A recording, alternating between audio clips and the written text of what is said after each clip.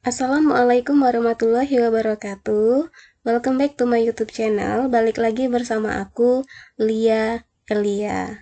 Oke ya, kali ini kita akan membahas materi kimia kelas 12 bab yang ketiga tentang kimia unsur bagian yang kelima. Nah, di bagian yang kelima, kali ini kita akan membahas tentang unsur-unsur golongan halogen atau unsur golongan 7A. Oke, yuk langsung aja kita masuk ke pembahasannya.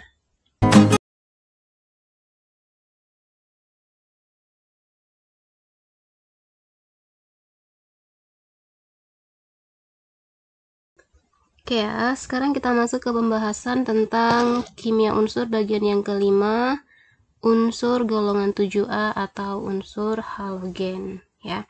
Nah, halogen ini kita penggal menjadi dua kata, berasal dari dua kata. Ya, ini kakak tulis dulu. Jadi halogen ini berasal dari dua kata ya. Berasal dari kata halos dan genos.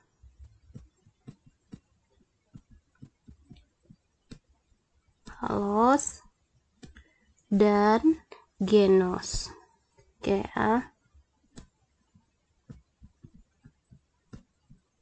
Nah, halos artinya adalah garam ya.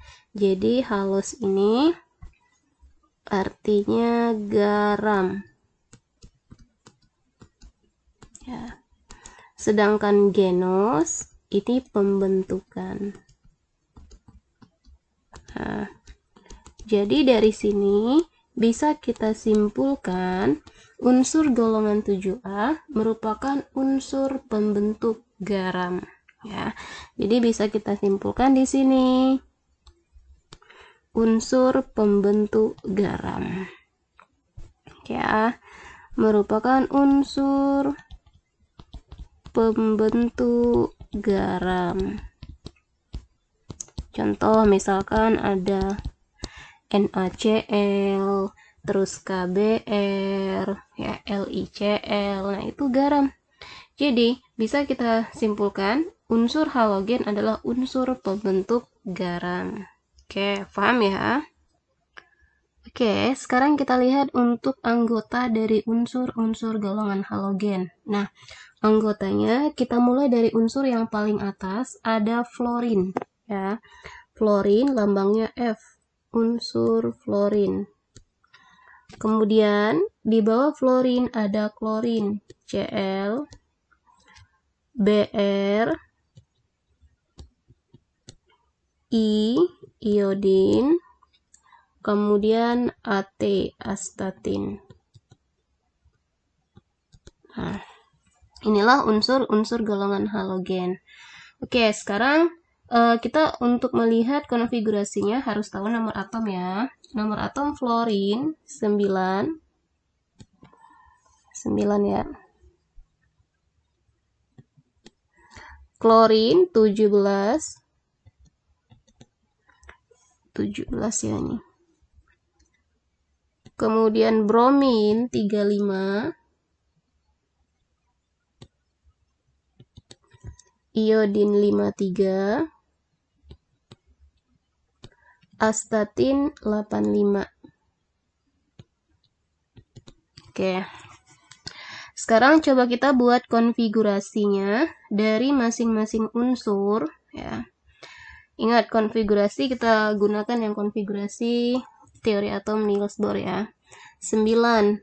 Jadi konfigurasinya 2, sisanya tuh 7 ya kan. Klorin 17 berarti 2, 8, udah 10 ya, sisa satu lagi itu 7. Bromin 2, 35 ya, berarti 2, 8, 18, satu lagi 7. Pas kan jumlahnya 35. Iodin 53, berarti konfigurasinya 2, 8, 18 kan, kemudian 18 dan kulit terakhirnya 7. astatin 85. Jadi konfigurasinya 2, 8, ya kan? 18, 32, kemudian 18, satu lagi 7. Nah, jumlahnya kalau ditotalin harus 85. Nah, jadi dari sini bisa kita lihat ya masing-masing elektron valensinya 7, ya enggak? F elektron valensinya 7, klorin 7, bromin 7, kemudian iodin 7, astatin juga tuh 7. Nah, jadi ketika kita lihat elektron valensinya sama dengan 7, kita ingat syarat dari suatu unsur dia dikatakan stabil, elektron valensinya harus duplet atau oktet, ya 2 atau 8. Nah, dia punya elektron valensi 7, jadi logikanya kayak gini aja. Supaya dia mencapai 8, dia lebih mudah untuk menangkap 1 atau melepas 7. Lebih mudah menangkap 1 kan, lebih sedikit dia membutuhkan, berarti dia harus menangkap. Nah, jadi bisa disimpulkan unsur golongan 7A atau halogen untuk mencapai yang namanya kestabilan, ya, untuk mencapai stabil. Nah, dengan cara melepas 1 elektron valensi, ya. Harus menangkap, ya, salah ya. Menangkap karena dia cuma butuh 1. Harus menangkap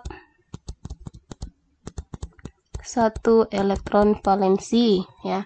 Karena dia menangkap 1 elektron sehingga dia akan membentuk ion negatif, sehingga membentuk ion negatif, ya enggak? Nah, contohnya, ya, contoh misalkan kita ambil contoh Cl deh. Berarti kalau dia menangkap 1, berarti jadi negatif 1, Cl min, kemudian Br min, I min, nah, dan seterusnya. Oke, bisa difahami ya? Oke, sekarang kita lanjut untuk sifat-sifat dari unsur halogen. Oke, nah, unsur halogen ini merupakan molekul diatomik. Nah, jadi ingat sifat yang pertama, halogen ini merupakan molekul diatomik.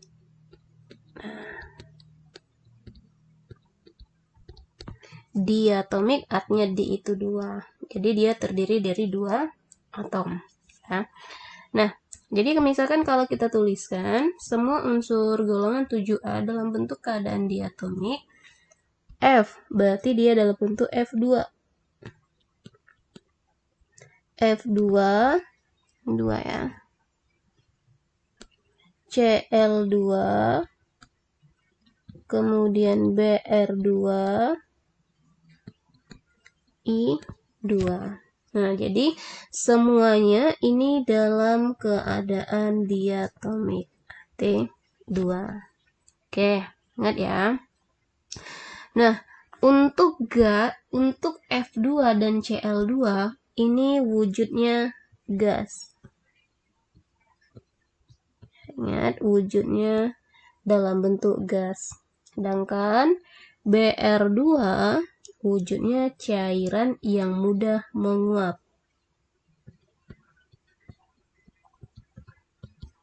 Cairan yang mudah menguap. Oke.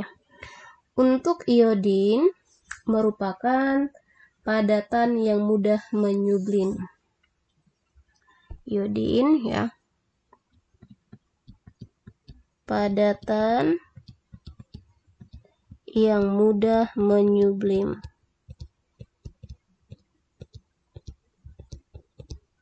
Oke. Nah, sedangkan untuk astatin atau At2 ini wujudnya dalam bentuk padatan, ya. Oke, bisa difahami ya, itu wujudnya.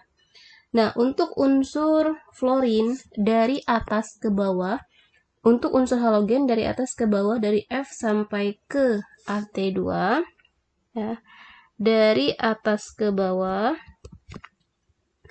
sifatnya titik didih semakin besar, ya. Titik didih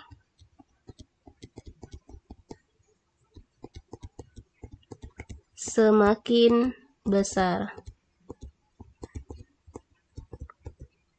Oke. Nah,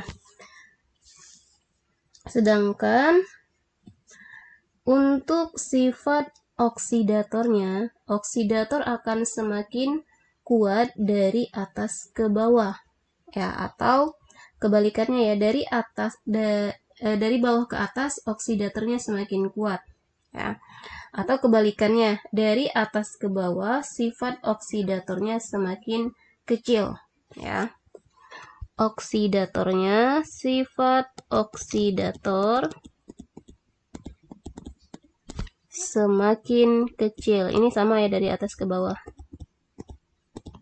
Semakin kecil atau semakin berkurang untuk sifat oksidatornya, ya. Oke, nah untuk unsur yang di atas ya, unsur yang di atas ini mampu mendesak ion di bawahnya, ya. Oke, kesimpulannya lagi, unsur di atas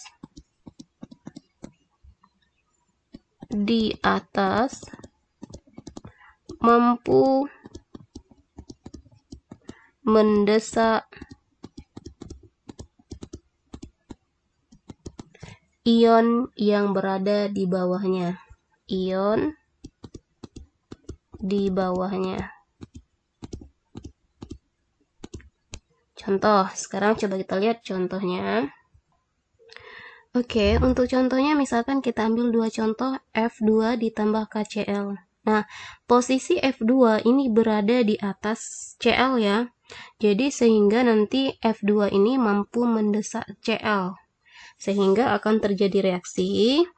Hasilnya menjadi Kf ya. Ditambah dengan sisanya siapa? Yang belum berpasangan berarti Cl satu lagi. Ya, jadi Kf plus Cl2.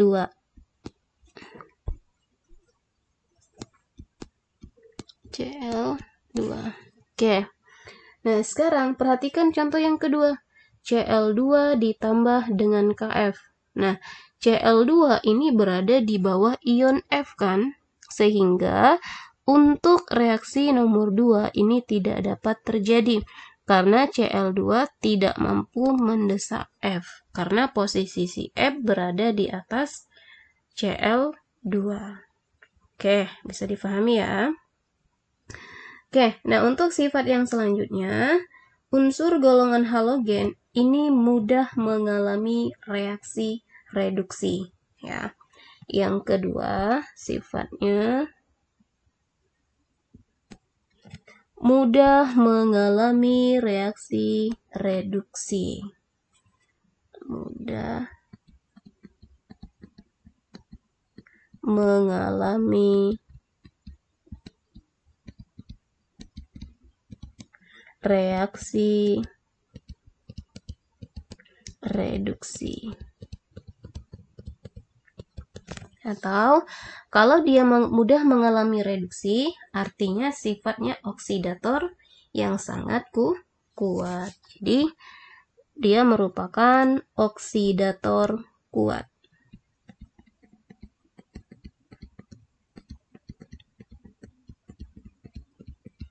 Oke, paham ya? Nah, sifatnya tadi kita hubungkan dengan menangkap satu elektron. Karena dia mudah sekali untuk menangkap satu elektron, maka unsur golongan 7A ini mempunyai harga keelektron negatifan yang sangat tinggi. Ya, jadi keelektron negatifannya sangat tinggi. Karena dia akan menangkap satu elektron tadi sesuai dengan sifatnya. Oke, bisa dipahami ya. Oke, sekarang kita lihat sifat yang keempat. Unsur halogen semakin ke bawah, kereaktifannya semakin berkurang. Ya, jadi semakin ke bawah. Kita ganti pena dulu ya. Semakin ke bawah,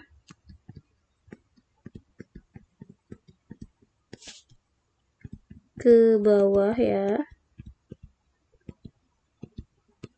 Kereaktifan semakin menurun.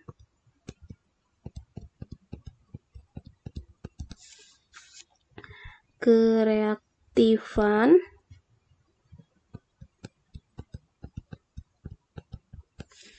akan semakin menurun.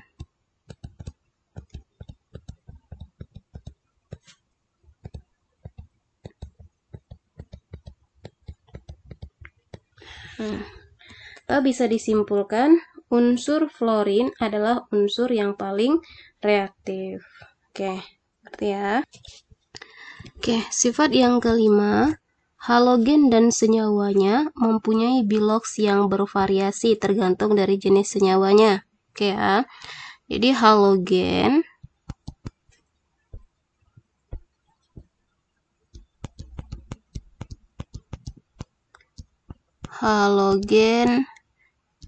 dan senyawanya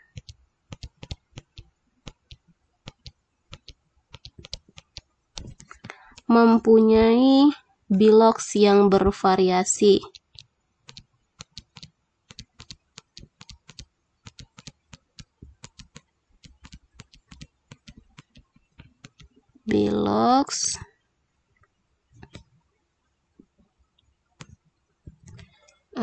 Biloks yang bervariasi ya.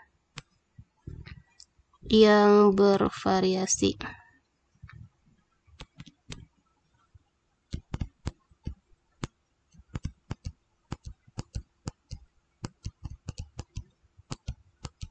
Tergantung dari jenis senyawanya. Contoh, misalkan ada HClO4 ya.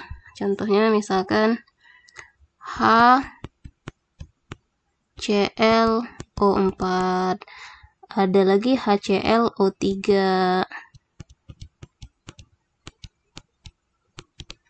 Kemudian HClO2. Dan ada HClO. Kemudian ada HCl. Nah, jika kita lihat di sini biloksnya masing-masing, Cl di sini biloksnya -1. Ya enggak? -1, O-2, H +1 berarti supaya sama dengan 0, Cl di sini +1. O -4 dikurang 1 -3 berarti ini harus +3. Ya kan? Ingat lagi cara penentuan biloks ya. -6 ditambah 1 -5 supaya 0 berarti ini +5. Oke ya. -8 pakai 2 -8 ditambah 1 berarti -7 supaya 0 berarti Cl-nya +7. Oke, nah itulah untuk halogen dan senyawanya mempunyai bilangan oksidasi yang bervariasi tergantung dari jenis senyawanya. Oke, bisa difahami ya. Nah, sifat yang keenam ya, semua unsur golongan halogen dapat bereaksi dengan logam membentuk garam yang terbentuk melalui ikatan ion ya. Yang keenam, sifat halogen yang keenam ya, dapat bereaksi dengan logam,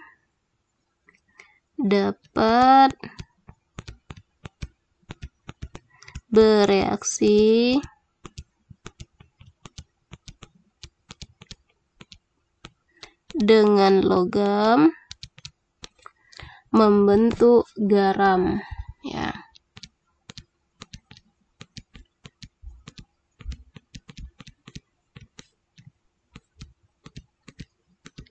melalui ikatan ion, ya, yang berikatan ion.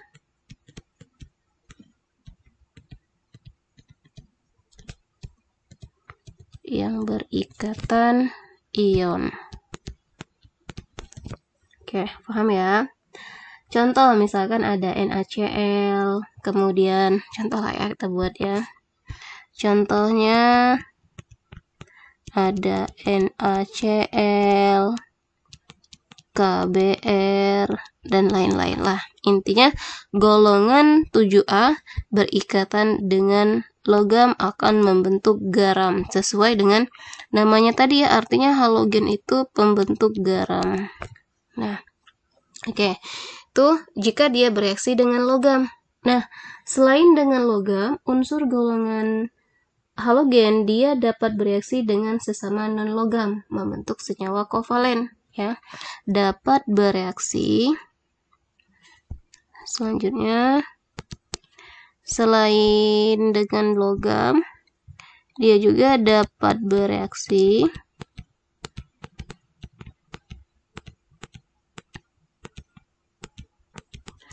dengan unsur sesama non-logam. Dengan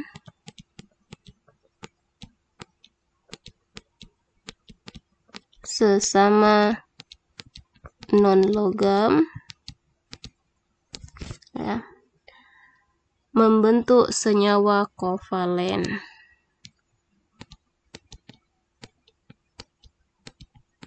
Membentuk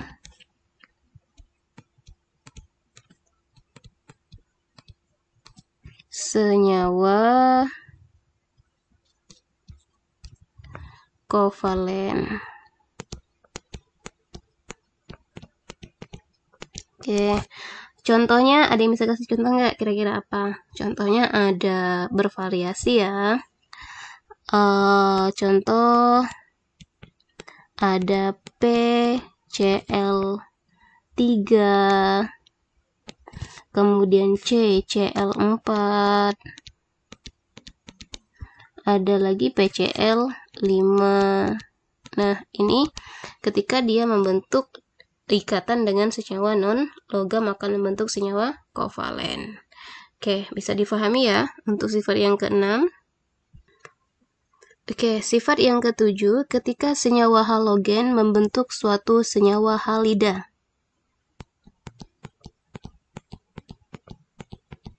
Nah, membentuk suatu senyawa halida berarti dimulai dari, kita misal ya, dari unsur yang paling atas ada fluorin berikatan dengan H. Jadi senyawanya HF, kemudian HCl, ini HF ya,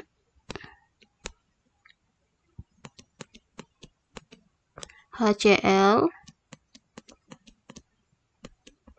HBr, dan HI. Nah, unsurnya dari bawah ke atas ya. Dari bawah ke atas. Nah, semakin reaktif. Jadi yang paling reaktif siapa? Yang paling reaktif adalah HF. Ya enggak? Oke. Kebalikannya, dari atas ke bawah ya. Untuk senyawa halidanya akan memiliki sifat reduktor semakin kuat. Oke, kebalikan ya. Untuk HF dari atas ke bawah, sifat reduktor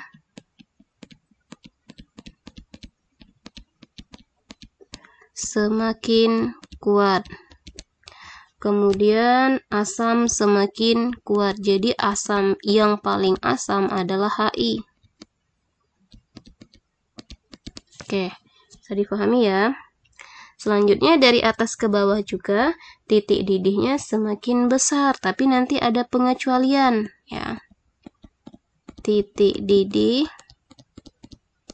semakin besar. Oke, ya. Nah, dari atas ke bawah titik didihnya akan semakin besar, tapi di sini tidak berlaku untuk fluorin. Kenapa? Karena fluorin di sini berikatan dengan hidrogen akan membentuk ikatan hidrogen. Nah, karena adanya ikatan hidrogen pada HF menyebabkan HF mempunyai titik didih yang paling besar. Jadi urutan titik didihnya HF lebih besar daripada HI, kemudian HI lebih besar dari HBr,